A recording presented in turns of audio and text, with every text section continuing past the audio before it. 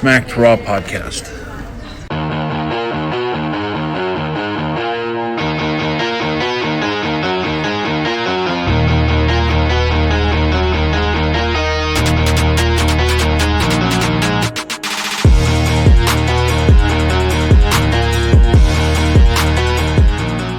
What's going on, everybody? It's The Rewind.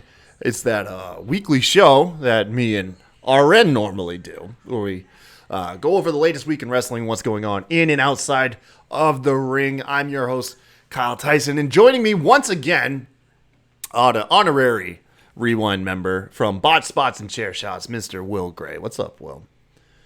Kyle, it's always a pleasure. Thank you so much for having me on. I'm no RN, but like I said, I'll try to be the Jason Williams to his LeBron James. If only I understood basketball references. White chocolate Jason Williams. One of the best six men to ever play the game, and then he got finally got a title in 2006 when he was playing on the Heat with LeBron and D-Wade. The last basketball game I watched, besides Space Jam, was back in like 1997. I haven't watched basketball in well over 20 years. No, I'm actually, dude, no, I really genuinely am like so stoked that you're here, because I was actually planning on doing today's show solo, but I just realized how big of a distraction my son DJ is, because Jess went to work early today, so there's nobody to watch this kid, and he is currently doing laps in the hallway. I think he's collecting stuff. I don't know what the hell he's doing, but either way, it's making me like super distracted and paranoid. So I'm happy you're here, that I can bounce off of, and if I have to like go catch the little bastard, you can like carry the show for like the minute or two it'd take to hunt that child down. So I appreciate you, Will, coming on the show today, my friend. I'm here for the team, brother. It's all for you, sir. Appreciate it, man. And I appreciate the guys in the live chat. If you ever want to hop in the chat and catch the show live, you can. Twitch.tv/SmackedRaw. You will see cameos like this one. Hey, you. There he is. Yeah, there's DJ. He always makes a cameo every episode. He waits until we're officially recording, though. Like, he's strategic with his timing. He's handed me here a bunch of Spider-Man tattoos. You want me to tattoo your face? No. Yes. Where do you want the tattoos? Alison, can I tattoo my face? Do it, Will. I'll take this off first. Okay, so you want the tattoos on your arm. What do we got here? We got Green Goblin, Doc Ock, Hawkman. No, what's the Hawk? What's the Hawk guy from Spider-Man? The Hawk. Oh, that's Is it just the Hawk, right? It's Hawkeye. Hawkeye. No, that's the guy from Avengers. From Spider-Man? Yeah, from Spider-Man. Falcon. Are you talking about the Falcon? No, man, Michael Keaton played him. Oh. And there's Yeah, that character. What was his name? Here we go. Let's see if I can get him on screen here. It's probably the exposure is probably just gonna like white this thing completely out. Oh, there he is. Oh, he's so white. It's so. white. Yeah, I think he was just called the Falcon. I don't know. The Vulture. There we go. Vulture. Thank you, Marine. Jesus Furry Christ. Shadow's always coming in clutch. And big shout out to Capri I Sun. see it right there. Yeah, and it's got Venom and Spider-Man. All right, buddy. I'll tattoo you later. I said, what you doing? Awesome. Yeah. Anyways. So yeah, give us a follow on Twitch. Twitch.tv/SmackedRaw. We're also live over on Facebook, where my sister-in-law is currently chatting with us. You can always catch us there too if you just follow my personal Facebook account. If you ever miss any of these live shows, you can always catch them on youtube.com/SmackedRaw podcast. And then, of course, everywhere that the audio version of these shows are found. Of course, I mean, I get that a lot of people listen to podcasts strictly on audio, but you got to tune in to the video ones, the video version of the show, because you see this cute kid bomb the show, which I'm sure that is going to be one of many today. Yeah. So thank you, everybody. Today's lineup is going to be as follows. We're going to talk about, is CM Punk WWE bound? Spoiler, I don't think he's even wrestling bound at this point. Carl Anderson was recently double booked for New Japan. The president was left furious.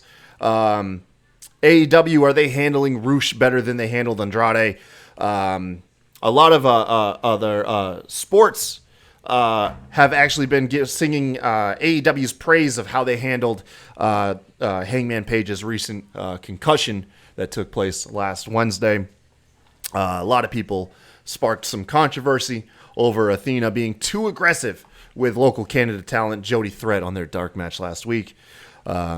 We shed some further light on where we think Bray Wyatt's character might be going. And then lastly, like I said, the most important story of the week is Shelton Benjamin's bringing back the gold standard possibly, and also forming a tag team with R-Truth. That is, by all, that is what should be flooding the dirt sheets and all your wrestling news outlets is the gold standard might be back, folks. What's fucked up is like I never saw the gold standard Shelton Benjamin. That was when I wasn't watching wrestling, but everybody apparently loves that version of Shelton. What was his shtick? What was his shtick when he was the gold standard, man? I have the slightest. Shelton Benjamin to me was always one of those mid-card guys that always belonged in a faction or in a group. When he came through the first time, he's even the IC title runs and the Money in the Bank ladder matches and everything, he's always just kind of been a filler spot in my brain for some reason. I've never seen him as a main eventer. I used him as an example with Mustafa Ali as being one of those guys where they need like a world's title back so that these non-character driven but great workers have a chance at a world title. Okay, so this was definitely a topic for RN then. Either Sorry way, to disappoint. Either way, they were on a recent episode of Main Event, which yes, still exists. And I guess Shelton Benjamin on a losing streak or some sort said that he used to be the gold standard. He's very frustrated. And he says he wants to call back to who he used to be. And it looks like potentially him and R-Truth will be teaming up, which I'm all for, man. I love Shelton Benjamin. I think he's an extremely talented guy. I love R-Truth. I think R-Truth is probably the sole highlight of that 24/7 division. I'm trying to think of anything else that was like, I would say widely praised. Like R-Truth was widely praised with the 24/7 stuff. Akira Tozawa, but even he was only like the B list to Shelton, or not Shelton Benjamin. I just read it in the chat to R-Truth. He was always just kind of like, I think R-Truth carried that division 100%. There's not even a close second. Yeah, no, it's very true. And plus, not to mention, like, Tozawa, you could argue, was being held back because, like, 205 Live Tozawa was awesome. Like his in-ring style is fantastic. Like his senton is one of the most beautiful, terrifying looking moves because that dude gets sky high. He's like essentially like what Montez Ford does with his frog splashes, except Tozawa does it with a senton, which you can't see your target as you're coming down. It's crazy. Marie says the gold standard Shelton was all about getting championships. That's kind of what I figured it was. But yeah, man. Will, let's just knock out the big talking point, non-talking point, which is CM Punk. So at this point, it's kind of old news, but if you live under a rock, Meltzer broke that AEW was near finalizing their release terms with CM Punk, getting him out of his existing contract. And the only thing left seemingly to do was to figure out what to do about possibly like a no-compete clause. This left Meltzer to speculate that the only people that would be would have the money, enough money to offer CM Punk a chance to wrestle would be WWE. And so this like wildfire created rumors and everything that possibly Punk would be WWE bound. Of course, once again, this is all coming down to the speculation of one man and one man alone. Since that story's broke, there's been little things here and there, not so much to fan the WWE flames, but like people have been questioned backstage in AEW. How do you feel about Punk possibly returning to AEW? And apparently not many people there are vouching for him. You know what I mean? Which, to be fair, he did kind of isolate himself from the majority of the locker room. Given the last time we saw him, especially on that press conference. Jay says, "What are my sources?" It's the Wrestling Observer, Jay. Anyways, it's Uncle Dave. Uncle Dave. That's I said it. I made sure to say it in the beginning. Okay. Anyways, what if that is true? For one, the no compete clause. It's is that something that you think should be standard with wrestling companies, or do you feel like that's just something that WWE kind of made well known, like well practiced? And do you think like AEW is just trying to copy their business format? Because is it even necessary? Yeah, non-competes are all over the place. I've had them in the culinary field when I would have to sign them in reference to only being allowed to cook one place. Meaning if somebody wanted Will Gray's food, they had to eat at Kane Prime to get it. It prevented me from cooking at other places. So it's not necessarily the same thing, but they do exist in different forms in other businesses. So I think in the WWE AEW comparison, it's going to be essential for them to avoid the release Punk and then he immediately shows up on Raw on Monday night kind of thing. The Bret Hart fear, what was his name? The Mark Miro did it. He was on WCW one night, then WWF the next. Mm-hmm. Like it's to avoid this from happening. But they do exist in other fields. I think WWE has made them more prominent because of the amount of releases they had, and then everybody got them all at once. So it was like Bray had one, and then Sasha had one, and then everybody who got released had one, and they were always 60 days or 90 days. Right. But I think they're all over the place, and everybody uses just different versions of them from industry to industry. Do you think there's any levity with the speculation? Like, do you personally feel?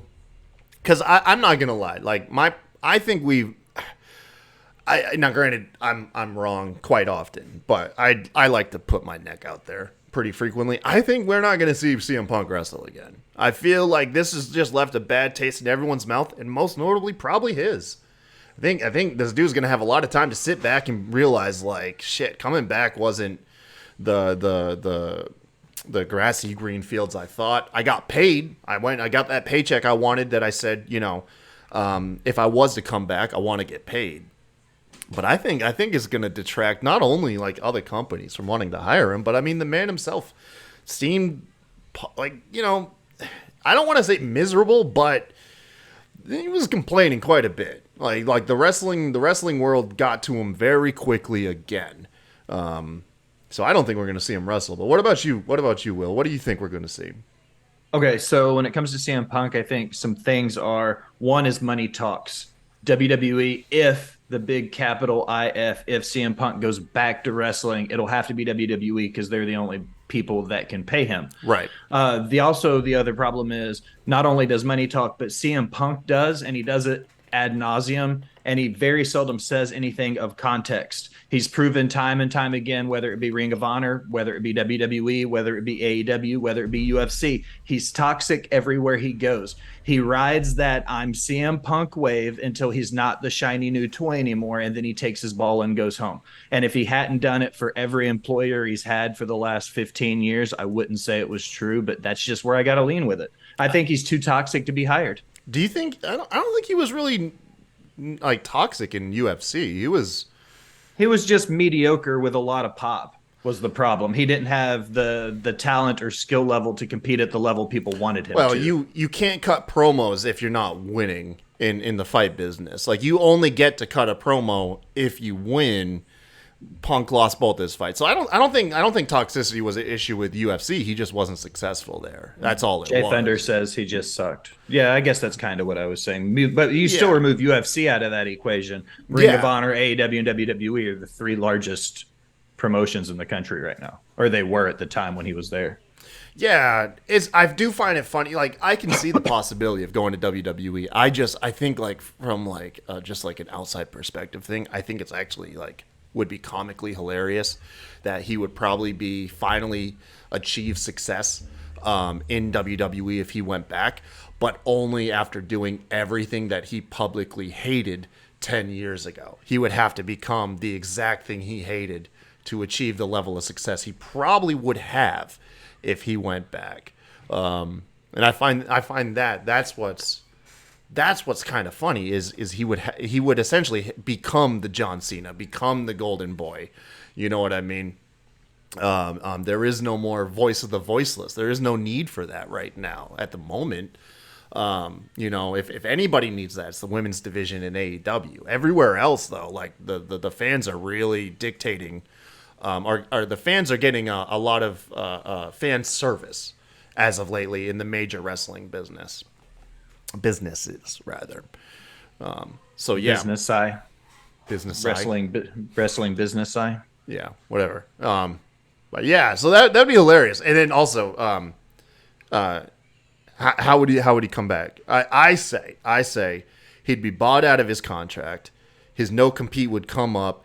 His tricep injury would probably heal in time for that Royal Rumble, and send his ass into Mania, and he would take over Cody Rhodes' spot. That's what would happen.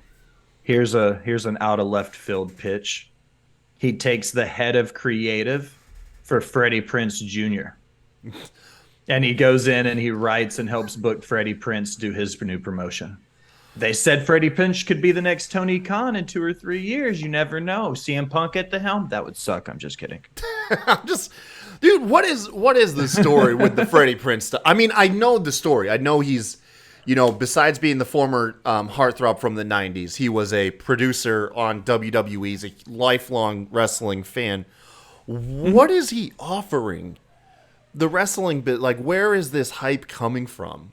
Can I be honest with you? Yeah. Oh, what of this course. sounds like to me? This Yeah. sounds a lot like a liberal version of CYN. You know how CYN kind of went all kind of right-wing extremist with a lot of the stuff they were doing and showing in ring? I didn't interpret it as right wing. I just interpret it as we're going to take all the canceled guys. You know what I mean? Which I guess you could kind of blend over to right wing. But here's all the wrestlers that can't really post on Twitter anymore. Well, and they we'll can't give them really a post spot on to Twitter wrestle. anymore because they were saying things that were very extreme towards the right. Well, some of them were. Marty Scurll was part of that shit, and his wasn't so much right wing as it was, drinking and underage girls. But nonetheless, I get where you're coming from. Yeah. But that's kind of the way I see it. It's going to be a very liberal approach to giving wrestlers the freedom. It's gonna be interesting. I mean, of course I'll check it out whenever it comes about, man. Yeah, I'll check it out for sure. I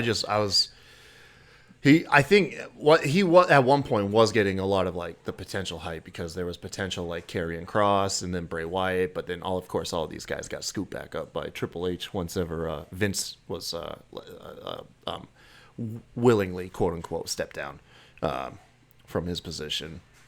So yeah, I think that's the only issue is like for me to get interested in a new wrestling promotion, I'd want to hear at least a big name, like something I can relate to. And since I'm not prevalent with like the indie scene, I wouldn't really. I don't think I can't really think of any big names that are free agents right now that could pop up and make me want to I'd have to tune in. Alec Price, PJ Savage, Isaiah Broner, oh man, Rika Wildley, and Matt Vandegrift. Boom, 6 guys right now that are ready to be signed. They just need to be found. I have no idea who any of them are. Bada bing, bada boom. Now, if you told me Matt Vertigo And Jay Thunder, Jay Thunder and Matt Vertigo, if they were popping up under Freddie Prinze Jr., I'd be at the first damn show. All right, yeah, I don't think Punk's coming back to wrestling, man. I hope not. Yeah, I just don't see I just don't. I mean, I'll tune in. It's kind of like how I looked at like Brock Lesnar. If you can book this man in a good story that doesn't revolve around being the number one guy in the company and the main title, I'll be more interested then. But it just feels like Punk's just kind of the guy. Like that's it for him. Like if it ain't that spot, then it ain't gonna be for him. And yeah, I don't know. I have no interest seeing Punk surrounding the world title picture.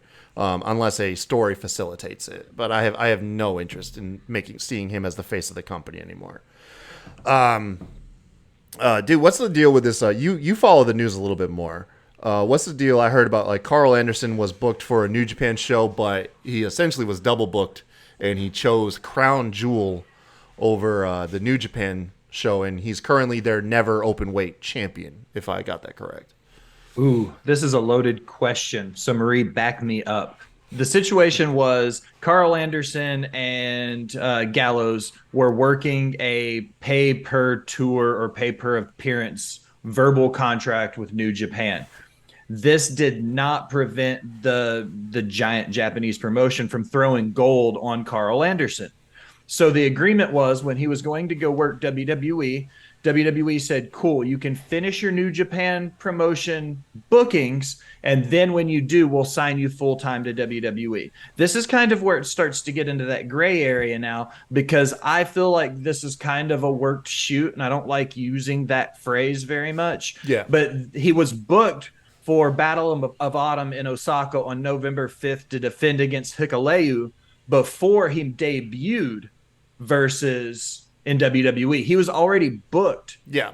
for weeks for before Crown Jewel. Then he debuted. Then they booked him on Crown Jewel. So either WWE Like strong armed it, right? Exactly. Yeah. So I think this is what happens. The way this could work in New Japan's favor, though, is if they keep that gold on Carl Anderson and continue to ride the wave of this momentum of their champion being on WWE TV.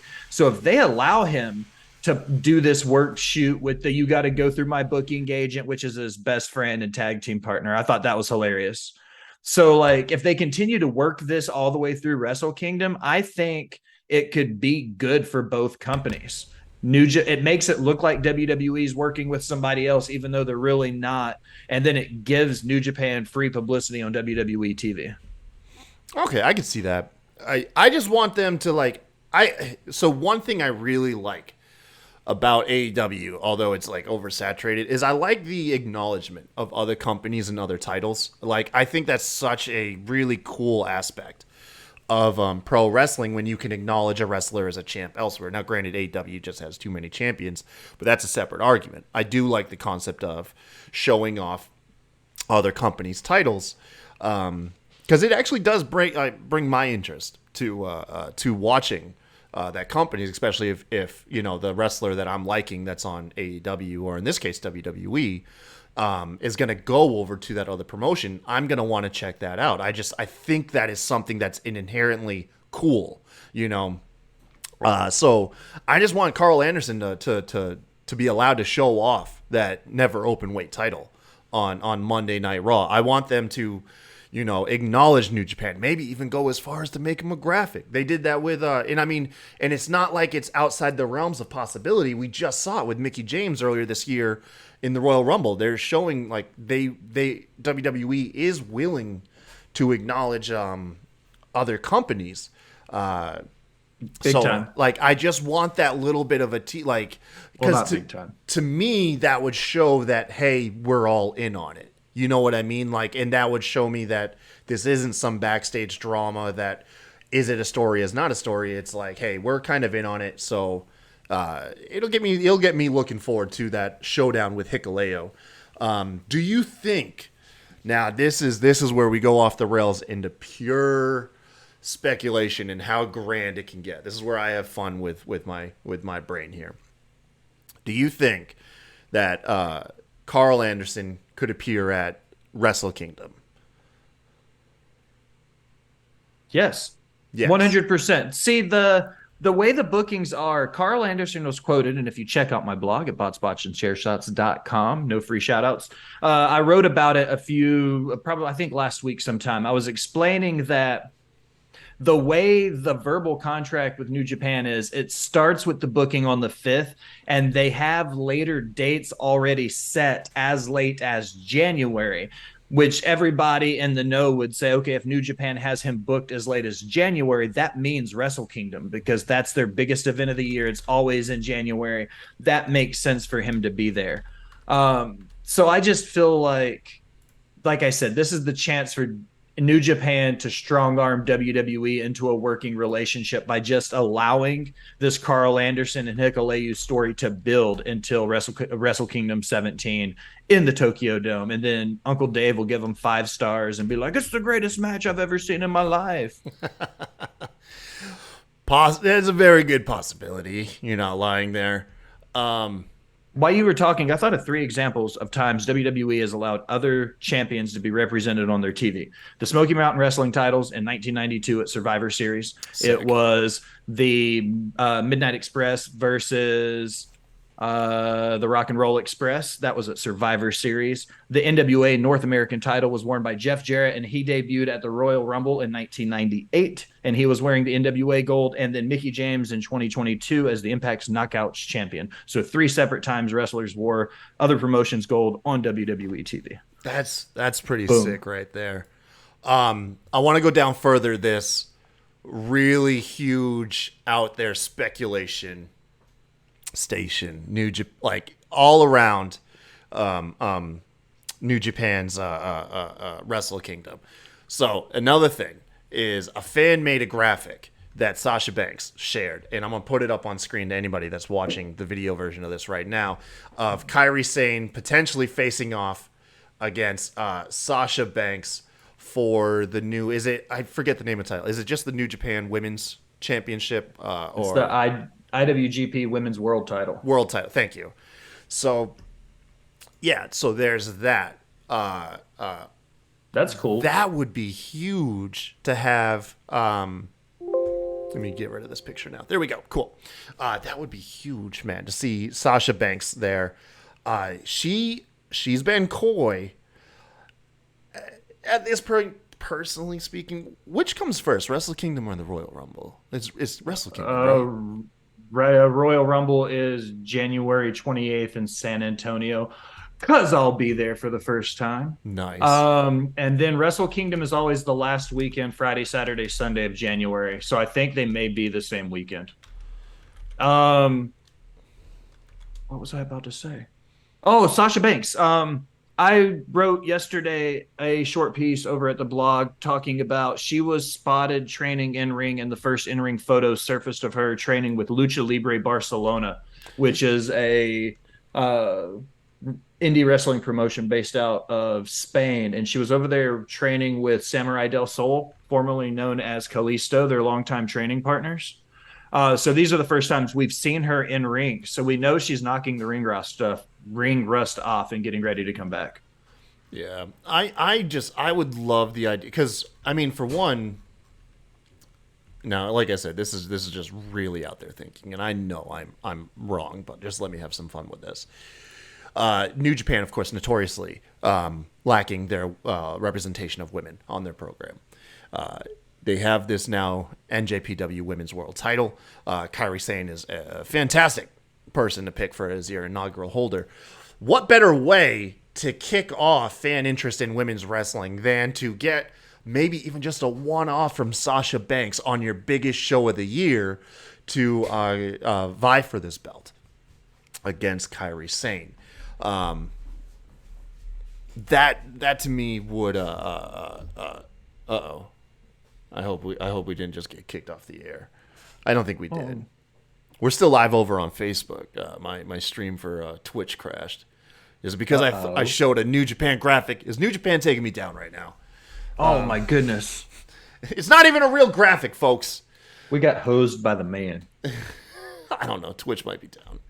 Twitch might be down. It might just be my iPad. Either way, we're still live over on Facebook, so it's all good. I think we're good. I've got the Twitch stream pulled up over here. Okay, it's probably just me. What are the odds, man? What do you think? You think Sasha Banks? I mean, she did retweet it, right? I think that it would be a great opportunity for Sasha. I have this little inkling in my gut that she's already back under contract with WWE. Yeah. I don't know that for sure, but that's just pure speculation. I think if she's going to make a wrestling return, it'll be in WWE, but I think she would be the perfect pop you would want if you were planning to put somebody over like Kairi Sane, would be somebody to have her beat somebody like, Mercedes Fernando. Yeah, man.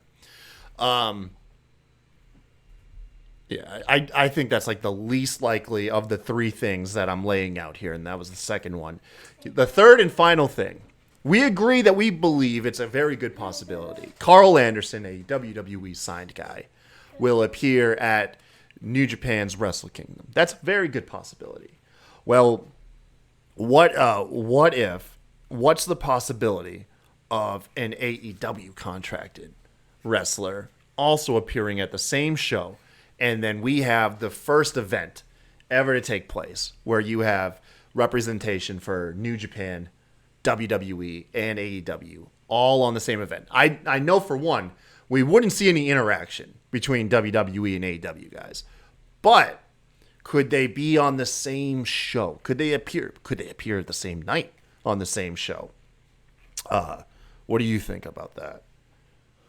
I don't think it will happen. I think the moment WWE were to catch wind that but it gets into that gray area where they really can't strong arm an entire promotion to not booking people.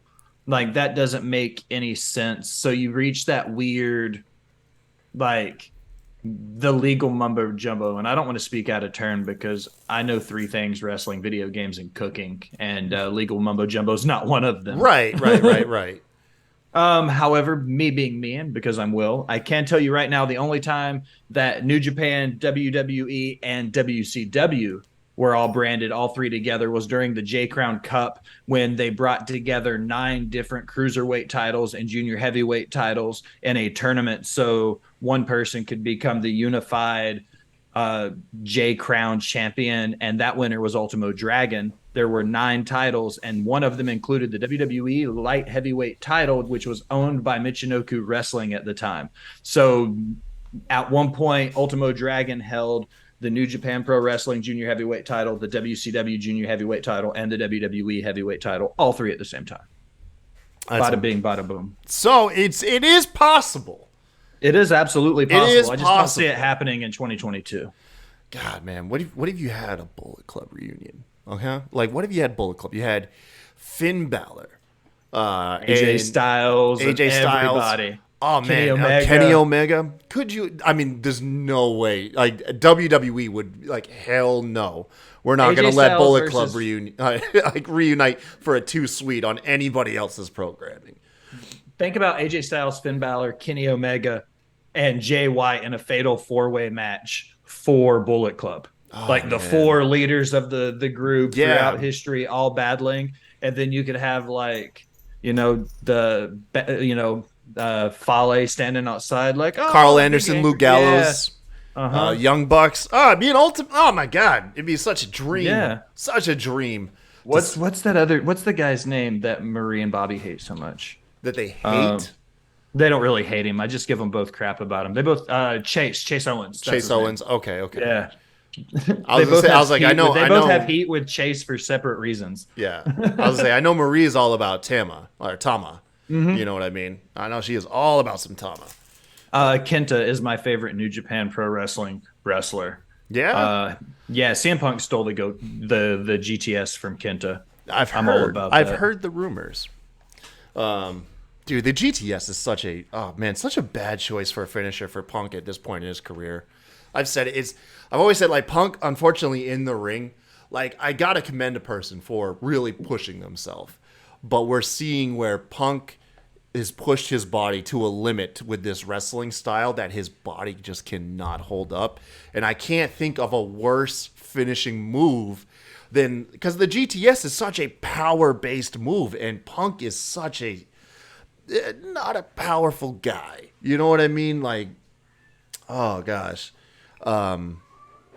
I just don't know at this point, like at this stage in his career, like the closest finishing move you would replace that move with would probably be like the Anaconda Vice. But he could use the $1 Million Dream. It's a really basic sleeper hold that Stone Cold used to use. It was Ted DiBiase's before that. It's a really easy version of the Cobra Clutch.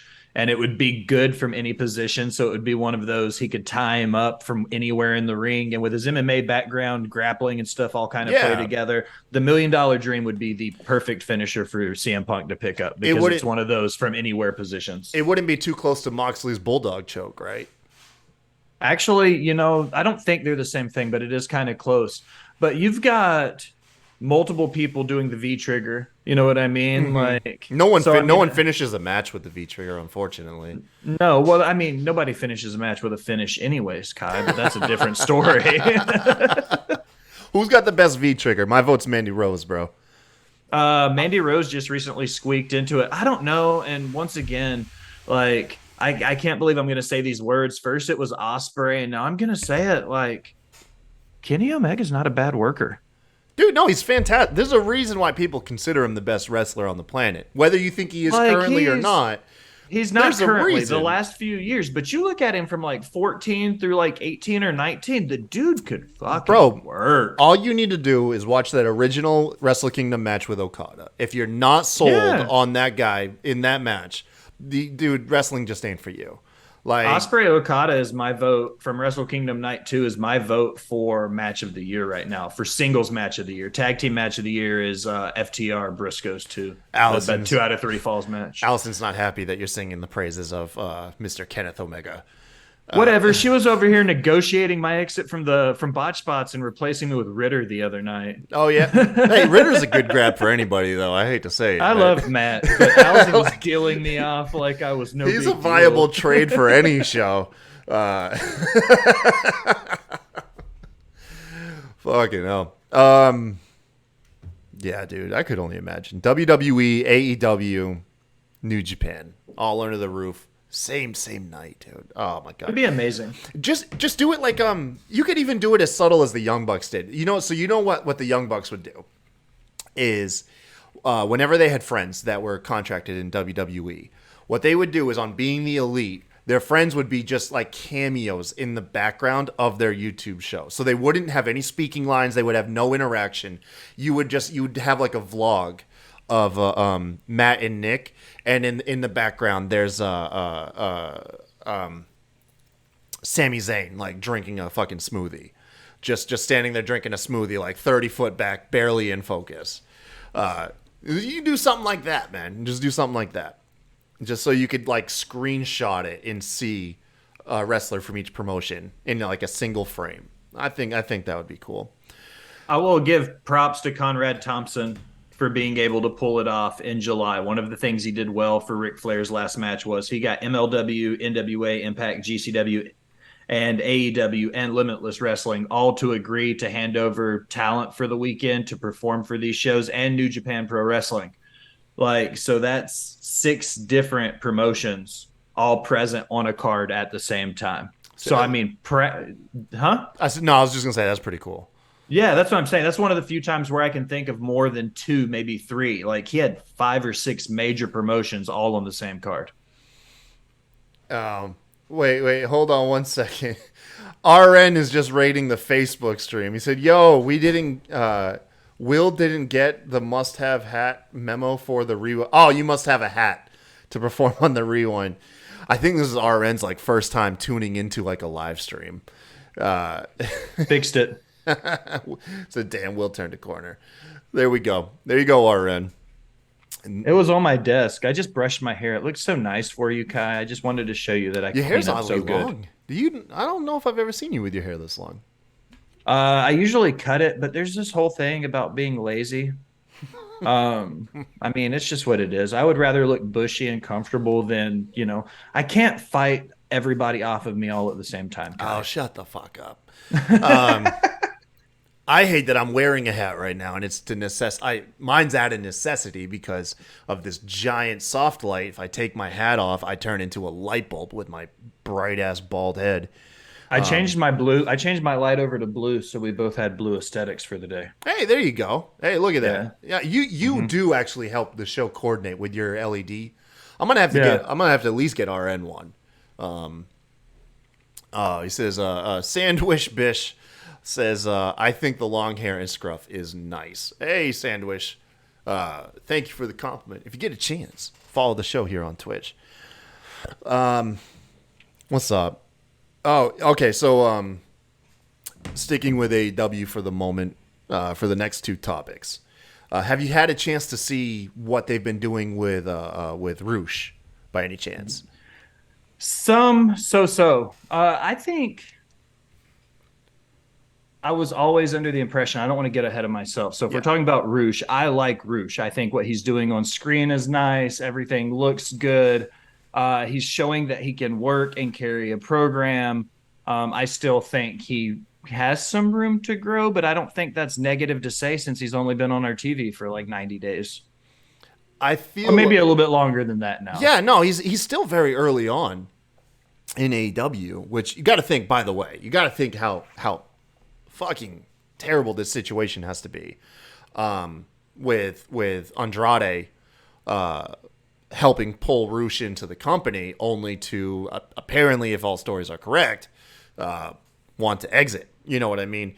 And Roosh just got here, but the overall impression that I've gotten essentially is they're kind of creating the same character that Andrade had with Roosh, but they are kind of taking the best bits, like what they've learned with Andrade, and using it like Roosh's characters, like very well spoken, very well dressed, but he's not wasting any time meandering with pointless feuds. He's having banger matches. He is being featured very frequently now, and it's almost like AEW is like, damn, we screwed up Andrade, but let's just copy and paste and now just do what we did right with Andrade with Roosh and try to cut out all this fat. And I think the only thing lacking with Roosh was his debut. His debut wasn't as impactful as Andrade's, but otherwise, he has been just firing on all cylinders. I like it. My thing is, I wrote down AEW versus WWE because my thing is with Andrade. I always said he seemed more like a WWE talent. You know what I mean? He felt bigger for the big production and the theatrics and everything WWE brings to the table. I think Roosh is the AEW equivalent of that. He seems more, he's that well dressed. I got the perfect analogy. Roosh is Ric Flair in the NWA in 1986, whereas Andrade is Ric Flair in the WWE in 1992. You see what I mean? Like No. two versions of this. Well, you would understand if you watched wrestling before 1995. But it's like when he got to WWE in 92, he was already larger than life. He was the umpteenth million time world champion. And I'm not saying Andrade is that person. He just has that larger than life personality. Mm-hmm. Roosh, however, is still very much that hungry 1986 Ric Flair where he still has something to prove. So I feel like that's the difference. Roosh is very much an AEW guy. Andrade is very much a WWE guy. Yeah, if Andrade if shit can't work out, and seemingly it's not with AEW, the only place left for Andrade to me is WWE. I mean, of course he has that I think he has that working relationship with AAA. But like nobody is gonna. I mean, like we always said, if there's like one thing I think all wrestling fans can agree on, is that WWE's production value is top notch, and nobody even comes close to the production value that WWE has in how they can present wrestlers and make them truly larger than life. And with that being said, because of Andrade's notoriety and what his character is, there's like no other place that's gonna do him any the justice that he can have than WWE. But dude, Roosh is amazing, and I'm now like if you were to tell me like both Roosh and Andrade are gonna be on AEW's programming and they're not like affiliated with each other, I'm not gonna lie, I'm much more excited to tune into Roosh's program than whatever Andrade's got going on. And no fault to Andrade, is just that's just how the momentum is carrying it right now. You know, Aaron says Roosh is super underrated, and that the last few months of Ring of Honor was fucking amazing, and I believe that is in due part to Roosh. And then Jay Thunder here in the chat highlighted his message. He said, "Kyle, I love you. I love you too, man. I love you too. Hopefully, I can come see you wrestle one of these days. Try to wrestle in the Georgia Carolinas." The Georgia Carolinas. You know who I'm going to see wrestle in Carolina? Who's that? Ricky the fucking Dragon. Oh, that's right. You are coming back here, aren't you? You need to stop by the studio, man. You got to stop by Casa de Tyson. We never got to do the live episode when you were in Nashville for SummerSlam. We'll do it here, man. We'll do it there. We'll do it here. Me and Allison will invade the casa, and Jess will just have to deal with it. Oh, she'll be happy, dude. She'll make chocolate dip cookies or something. I love cookies. Yeah, man. No, she made some cookies for Gavin's birthday the other day. They were amazing. I'm not gonna lie. Like she bought like there's these like I didn't even know they make this junk, but they call them something along the lines of like meltables. They're like colored vanilla and colored chocolate, and you just microwave the stuff. It melts down, and then you just dip another dessert into it, and then it hardens, and it's so much sugar. That's what she said. It's so good though. I ate like 16 of those bitches. Typically, I'm not a big chocolate person. Yeah? I literally keep a bowl of candy next to my recliner in the living room that's filled with assorted like movie theater candy, sweet tarts and stuff like that. But I have to specifically seek out chocolate, and it's usually chocolate and peanut butter in most cases. Can't go wrong. I ever since I quit drinking, I developed a sweet tooth. Like there's like a ton of sugar in alcohol. Yeah. And so Well, even though that's a big part of the process. yeah, who would have guessed? But I didn't have much of a sweet tooth prior, like when I was drinking. Like maybe if Jess had something, like I'd eat it, but I never craved like sweets. And that was one of the things. Like since I quit drinking, like I crave sweets. Like anytime I stop at a gas station to like I don't know like get a drink or maybe just literally get gas. I can't contain myself. I got to buy something. If you stop at a gas station and you don't get candy and a soda, did you even stop at the gas station though? Dude, one of my guilty pleasures was like a gas station sausage dogs. And, Dude, yeah, every time I such a drive, guilty it's pleasure. like a tradition when I go to indie shows. I always stop at like a Thornton's and get like the deep fried taquitos, like the taco taquitos with I know what you're ranch talking and about. a Yeah. taco. Every time. I love street food of any kind. If it's cheap fried food, I'm going to eat the shit out of it. this is where I get extra fat.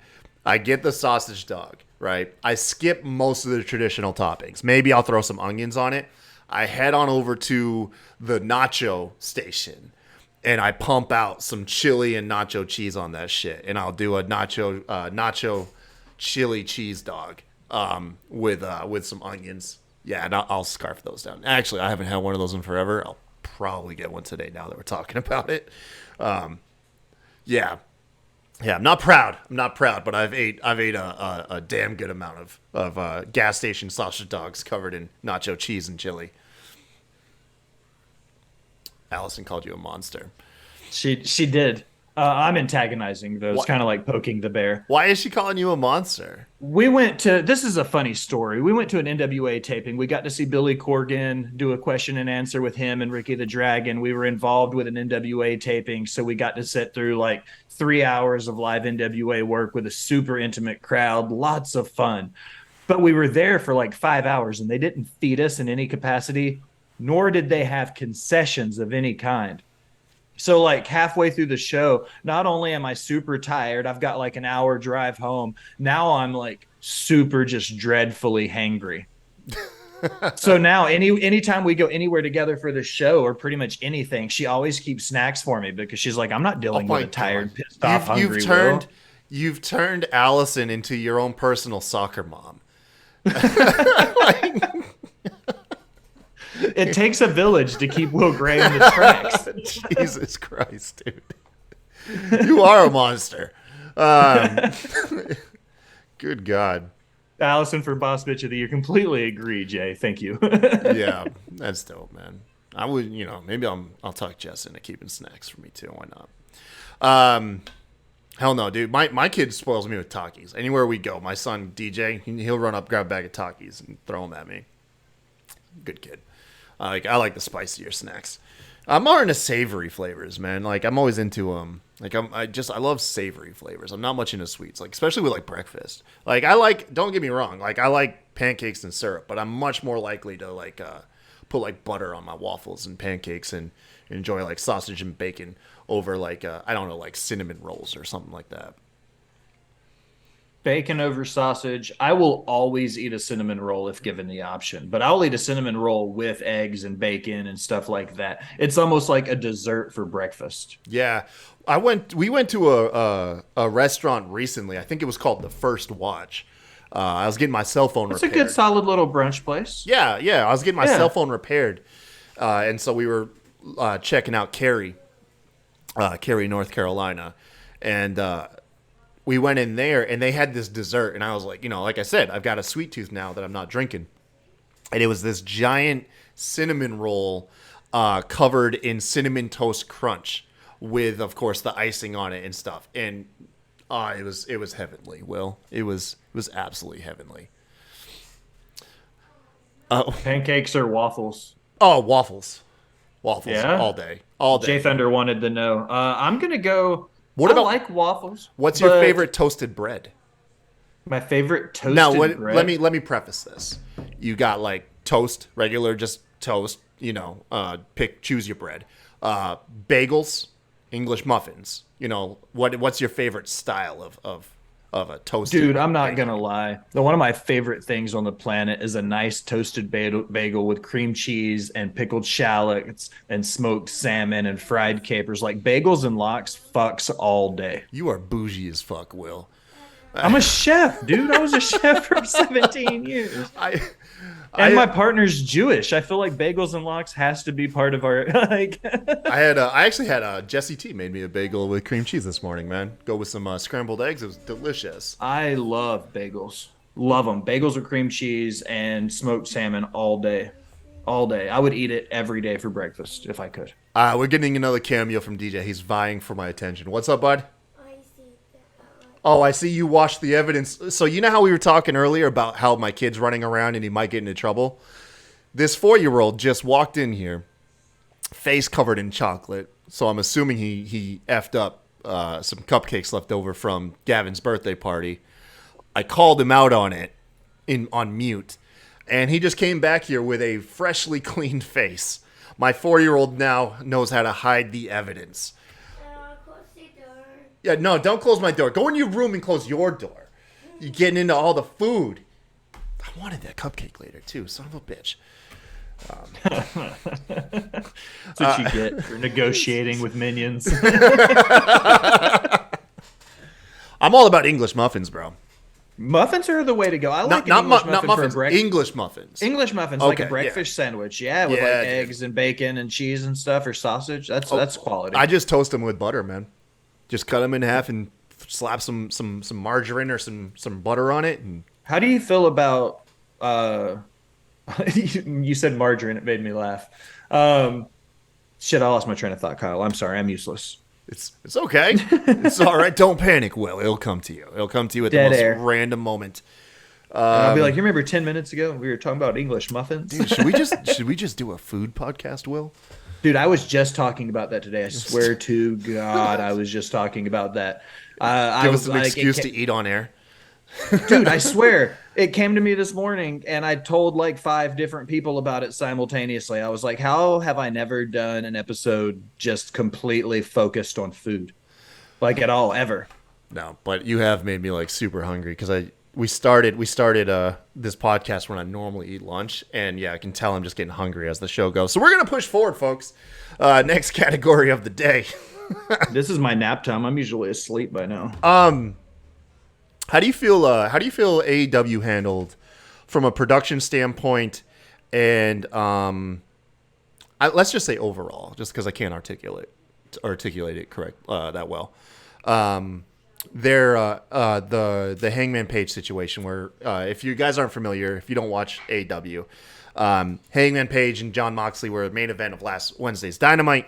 At one point towards the end of the match, with about 10 minutes left on air, Moxley delivers a King Kong lariat, and somewhere between taking the lariat and landing, Hangman Page seemingly got knocked out cold. The ref immediately identified it. The equivalent of AEW's of throwing up the X. He just did like the cut it motion, brought in the doctor. They called off the match, and then you can tell AEW essentially ad-libbed for about 10 minutes between Moxley celebrating and then a little teaser between him and MJF, which was probably planned from the beginning, anyways. It was later revealed Hangman Page suffered a concussion, which, given how it looked, I know concussions are bad at the end of the day.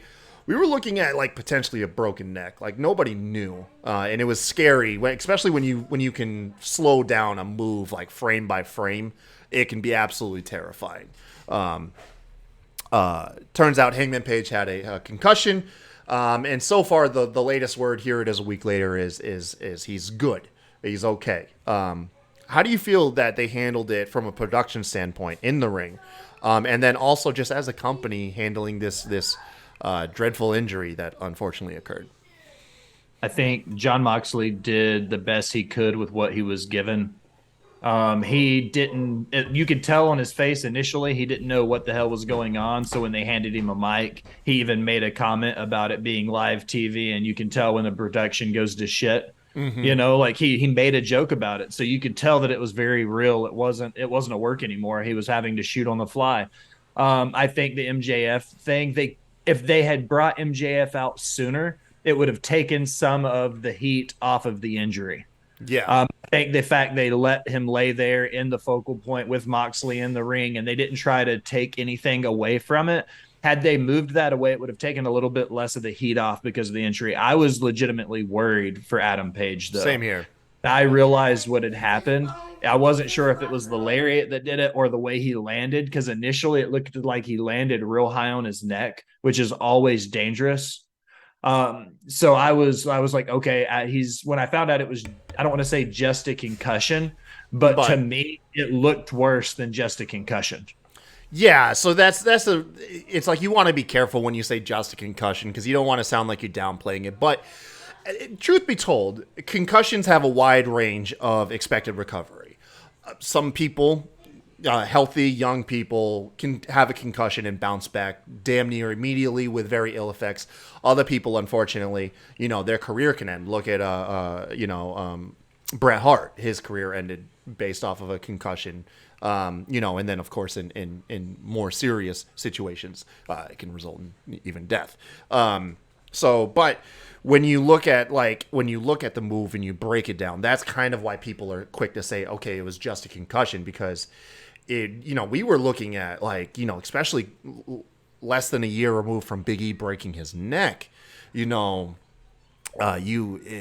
the realm of like really, really bad injuries was present. And so when you hear it's a concussion, of all the things it could be, that was like, okay, this feels like the one with the best probability of a full recovery. And I think that explains why it was, when people speak about it, it's downplayed a little bit. Is just given the context of the possibility of other injuries that could have taken place. It's a lot of context to ask people not to like come for your head when you say it was just a concussion. That's what I was. Yeah, you did a good way of eloquently explaining it. I don't want to say just a concussion. I was concerned that it was a more major injury than a very major injury. Yeah. You know what I mean? Mm-hmm. Like, yeah. No, exactly. A lot of people I've seen, especially given like how AEW recently handled the CM Punk and the All Out Brawl and stuff, how terribly they handled that. It looks like seemingly they did a 180. I personally speaking, I think they handled this very well. In the ring, they didn't glorify it. I think once they realized that he was legitimately hurt, they took the camera off of him because they didn't want, of course, like you didn't want to like sensationalize what potentially could have been a very, very serious injury. They did what they could in the moment. And then afterwards, they were very transparent. The moment, seemingly the moment AEW knew the extent of the injury, they put out a formal statement. They were very transparent with the fans. Hangman Page, of course, followed up the next day. And not to mention, they didn't risk it because, mind you, we're not too far removed where they did the opposite with Matt Hardy, who got obviously like super concussed. If you're not familiar, I can't remember the pay-per-view, but he took a spear off of a lift, and was supposed to go through a table, but instead the back of his head smacked on concrete, and he was obviously concussed. And, you know, due to some reasoning, like, they let the match go on. Most notably is there was the stipulation that if Matt Hardy lost for any reason, he would have to, I think, retire or be fired from AEW. And although it still was not the correct decision to let the man wrestle, that is what they did. And they also let the man climb up another large structure. They did the complete opposite, like, in the past. And I believe that with Hangman Page, they learned their lesson. Or they learned their lesson from that, and it showed with Hangman Page. Because I think they handled it super professionally, especially right now, where I think, like, the Miami Dolphins are under a lot of heat for letting Tua, their quarterback, receive 2 concussions over the course of, like, a week. And so a lot of people have, even mainstream, have praised how AEW handled the situation, which I think they deserve it, man. They showed they genuinely cared for the safety of their performer, and they put that before anything else. And I think that's worth mentioning, even if you're not a fan of the company or the product that they put out. That was a good thing by him. Yeah, I think hopefully Hangman isn't out for too long, and we'll see what's next for the guy. Damn, there's a lot of. I guess. I'll let you pick. You want to talk about Athena beating the shit out of Jody Threat, or do you want to talk about Bray Wyatt's character? I'll let you pick. Let's talk about Bray. Bray, yeah. Let's go ahead and get off the AEW shit. Yo, what do you think's going? This is, by the way, this isn't even news. This is just, I'm a fan of everything Bray Wyatt. And what do you think of this character work, and where's it going, man? I was originally a big hype train for the Wyatt Six. I was part of the speculation train of who was going to be the other 5 members, and if it was going to have a female, who was it going to be? What are the other guys going to be? How are they going to tie it all in? I've come to the conclusion that I think Wyatt and the Wyatt Six isn't going to be a faction of 5 or 6 people. It might not be the name of the faction at all, because he also referenced in his last promo, I'd go where the circle takes me. And he's always kept the same red circle in every Twitter profile he's ever had. Mm-hmm. So, like, you start looking at it and the Easter eggs and the hints along the way. The Wyatt Six might not be a faction at all. It might be this Bray versus himself mentality. However, the last promo on Friday with the cowboy, the creepy Red Dead Redemption looking motherfucker who was like, howdy. And I was like, Uncle Howdy. Obviously, that's who that is, right? Like, we almost have to assume that's why they trademarked the name Uncle Howdy. Yeah. No, yeah. You know what I mean? That's who that character has to be. Yeah, no, I'm right there with you. That makes all the sense in the world. You know, there's no such thing as coincidences. Dude, this character is really intriguing to me. It might be a stretch, because I like to think in the fantastical sense of things. Sometimes I like to be like, go out there with like the furthest reach. What if it is, because I feel like Bray's promo from the first promo that he cut, where he came out and he was genuine and he said pretty much everything short of "this is me, Wyndham."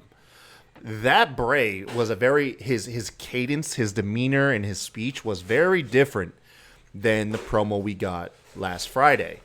And the I confess promo versus like completely, definitely. What if this is a case of him channeling his inner James McAvoy and bringing together a split personality, which he's always lightly done, especially with the Fiend and the Firefly Funhouse. What if this is just like a deeper version of that, and he's doing like a James McAvoy split act? If you're not familiar, it's a fantastic movie, by the way. M. Night Shyamalan, one of the best movies he's ever done, and essentially James McAvoy plays a split personality person, and he has like a million distinct personalities, and it's just like, honestly, it's just McAvoy showing off for like 2 hours of how good of an actor he is.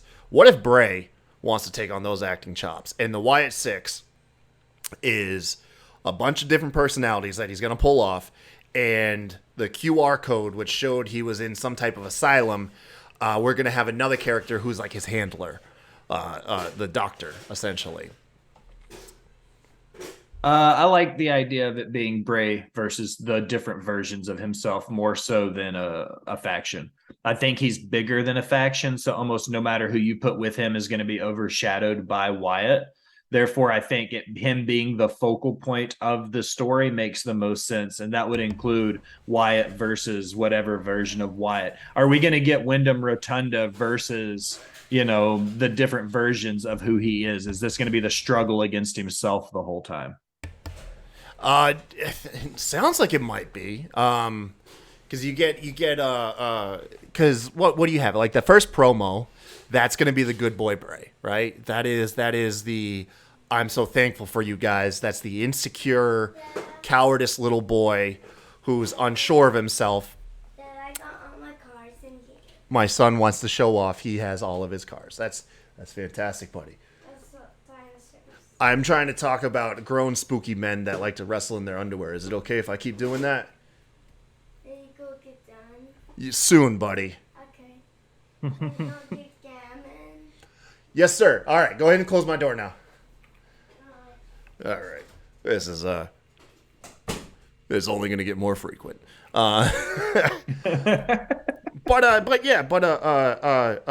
Innocent Bray.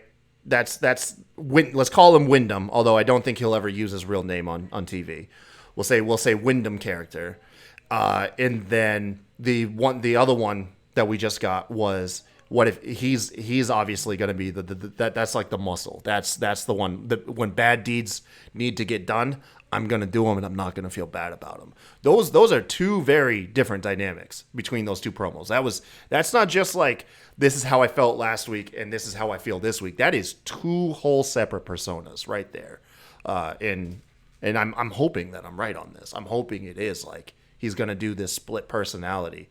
Because goddamn, Bray's so good at like these spooky promos. Once they start interacting with I could only picture like what they would do with this. They could have a field day of him cutting into different personalities. As long as he doesn't do the stupid Ethan Page versus himself on a green screen bullshit, I'm fine with it. The moment Bray Wyatt wrestles himself on green screen, I will forever walk away from Bray Wyatt. You weren't a fan of that? I hated that. It was so silly. That's how I learned about Ethan Page, by the way. Really? Yeah, that's how a lot of people were talking about this karate guy gimmick, and I tuned into Impact, like one of the rare times I watched Impact, and that shit was I found it hilarious. But that was also during the time too when like everybody was jumping on the what's it called, the pre-recorded match? The pre-recorded matches, yeah. The cinematic matches. Cinematic, yeah. So I was all about that. COVID ruined pro wrestling. What if they do now what if they did not only what if they didn't do like obviously a wrestling match against himself, but what if they using cutaways or potential, I don't think they would do like an Elias Ezekiel thing where they'll have Bray on the screen twice sharing the same frame. But what if they did cutaways from one Bray to another and he's talking to himself through the personalities? Would you be a fan of that? I think if they did it through vignettes, it's doable. Mm-hmm. But I think once they start trying to get us to believe that an already scripted sport is even more fake than it already is, it makes me feel like they're intentionally, like, I don't know. I think you take it too far when you start getting into that stuff. Like the Firefly Funhouse match against John Cena was dope. I thought that was a lot of fun to watch. But I didn't like the Undertaker AJ Styles one because they made it look more like an action movie, whereas the Firefly Funhouse match was more of that psychological thriller. Oh, you know what I mean? The Boneyard match. I loved that shit. I thought the Boneyard match was good, not great, because it made it too much of action movie. Yeah. You know what I mean? Which is cool, but I also didn't like the Darby Allin Sting in a warehouse match. No, I wasn't a big fan of that one. Like the cinematic matches really were all over the place as far as the quality. You know what I mean? And then also they all required a certain type of fan to even be into it to begin with. Because what when you take pro wrestling, which is traditionally in the squared circle in between the ropes, and you remove that aspect, some people are just going to not even consider it pro wrestling anymore. Which actually brings me back to, at the end of the day, no matter like how deep this character goes and how fantastical it comes off, at some point Bray's got to get in between the ropes, and that character that's wrestling, that has to make sense. He eventually has to get in the ring. He has to do the work, and he has to look convincing doing it. And he has to have plausible motivation to be in a wrestling match. You know what I mean? Yeah. Like at the end of the day, you have to fit him into a pro wrestling world and not a murder movie / like a thriller like movie.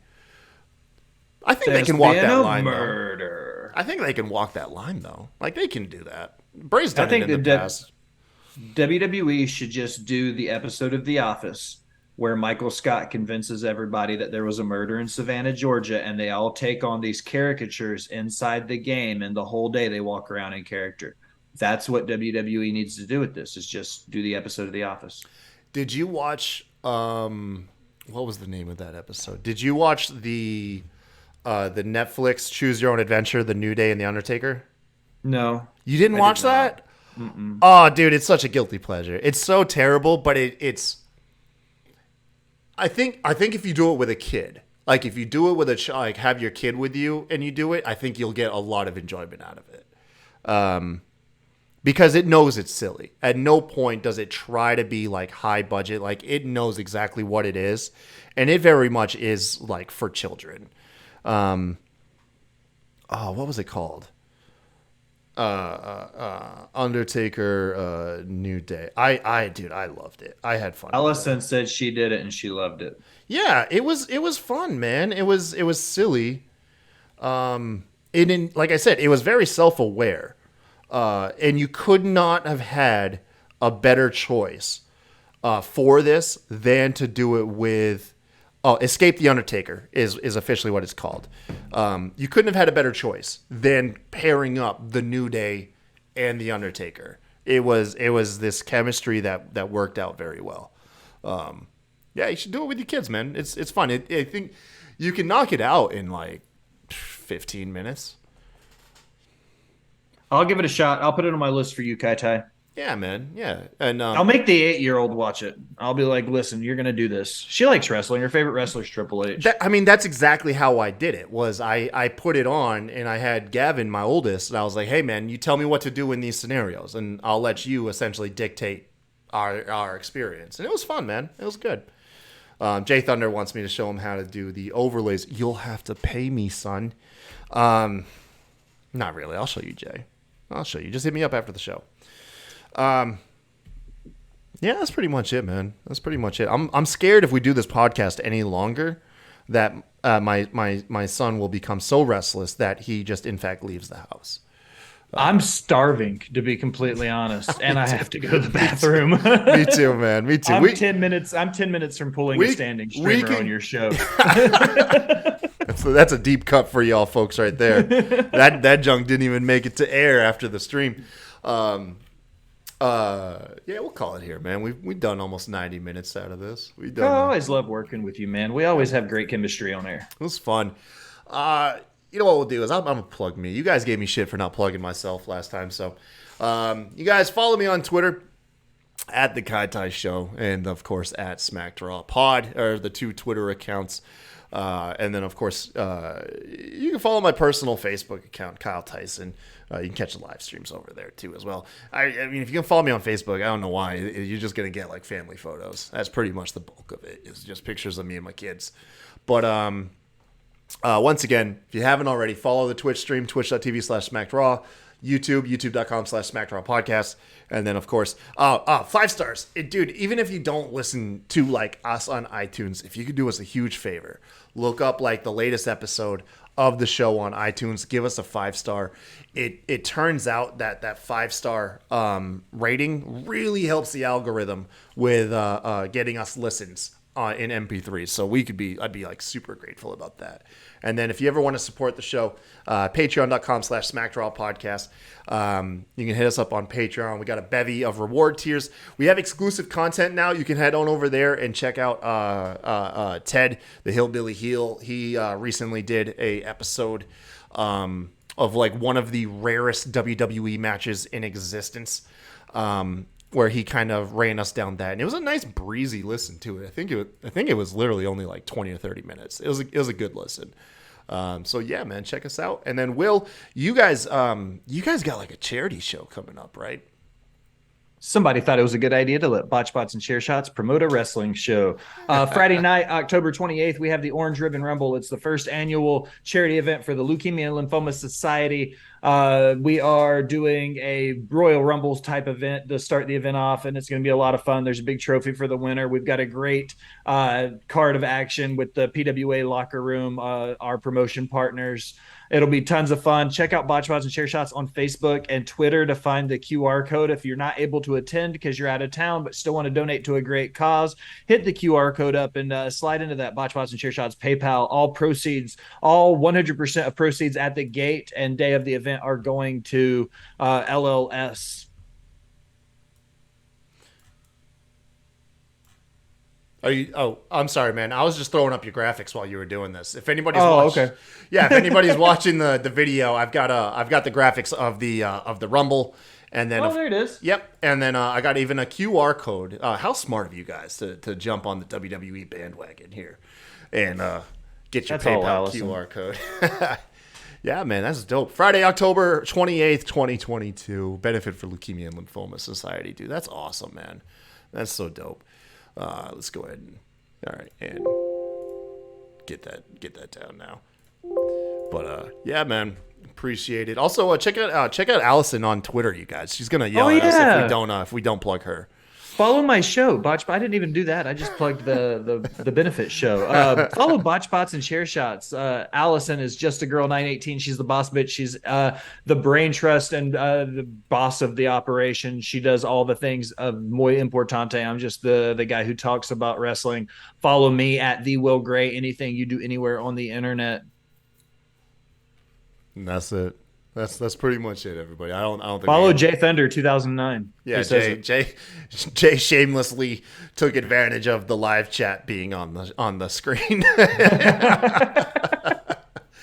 All right, you guys, tune in next Sunday or Monday, maybe Tuesday. No, probably not Tuesday.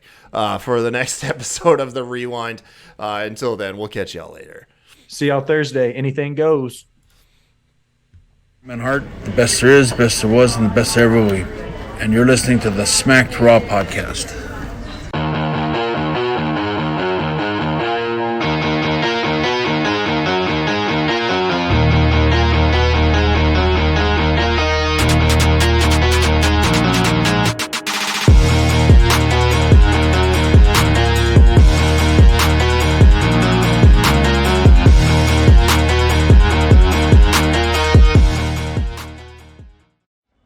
Hey, this is Brett the Hit